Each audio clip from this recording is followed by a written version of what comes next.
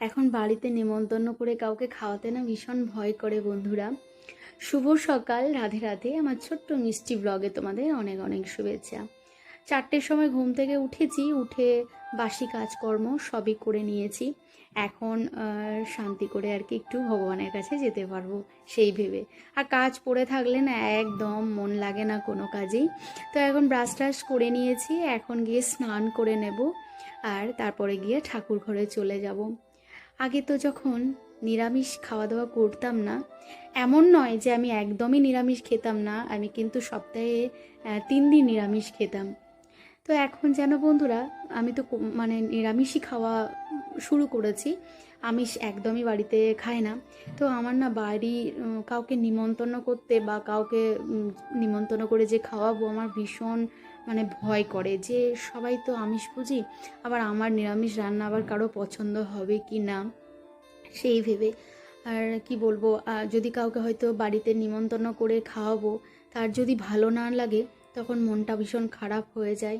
আর আমার পরিবারের সকলেই কিন্তু আমিষই খাওয়া দাওয়া করে, তো আমি একমাত্র যে নিরামিষ খাই। তবে আমার দাদা যে আমার রান্না খুব পছন্দ করে, ও খায়। তো দেখো গাছে 2টো কুমড়ো ধরেছে, আর 2টো কুমড়ো নিচে ছিল, সেগুলো তো আমি খেয়ে ফেলেছি। আর ছাদে দেখলাম 2টো কুমড়ো ধরেছে। অনেক দিন ধরেই ছাদ আসা হচ্ছিল না, ভেবেছিলাম যে দেখব। তো দেখছি যে 2টো কুমড়ো এসেছে গাছে। চলো ঠিক আছে, ভালো, গাছের জিনিস তো ভালো লাগে। তো আমি এখন নিচে চলে এসেছি, নিচে এসে চা বানিয়ে নিলাম। এখন চা খেয়ে ফুলগুলো তুলে নেব। গাছের ফুল আছে, আর বেশি বেলা পর্যন্ত যদি ফুল গাছে ফুল থেকে যায় কেমন যেন একটা নেতা নেতা হয়ে যায়। তো এখন বেশ ফুল ফুটছে গাছে, ভালো লাগে। বাড়ির ফুলে পুজো দিতে না ভীষণ ভালো লাগে। তো দেখছি আরও 2-একটা যদি গাছ লাগানো যায়। এই গাছগুলো না রিসেন্ট এনেছি। আর এই যে এখন গিয়ে স্নান করে পুজো করব। পুজো টুজো করেছি, তারপরে সে রান্নাটাও বসিয়ে দিয়েছি। আজকে রান্না করেছিলাম তেল পটল, ঘি করলা আর করলা আলু ভাজা করেছিলাম একসঙ্গে। আর করেছিলাম কলাইয়ের ডাল, মানে কলাই বলতে মাসকলাই যেটা সেই।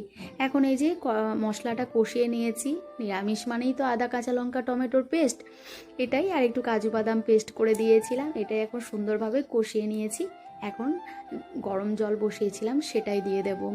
এই রান্নাবান্না করেছিলাম। এখন ইদানিং খাওয়া দাওয়া করতে না কোনো অসুবিধা হয় না, যেহেতু এখন বাড়িতে আমের আচার রয়েছে। চলো, সেই সঙ্গে করেছিলাম একটু পটল আলু সিদ্ধ। আমার ছেলে না সিদ্ধ খেতে বেশ পছন্দ করে, ও আবার সিদ্ধ ভাত খেতেই পছন্দ করে, মানে যে কোনো সবজি সিদ্ধ করে। শুধু আলু সিদ্ধ ভালোবাসে না, তবে এমনি আলুর সঙ্গে কোনো কিছু সিদ্ধ মাখা করলে ঘি দিয়ে আমার ছেলে বেশ পছন্দ করে। তো এখন রান্নাবান্না আমার প্রায়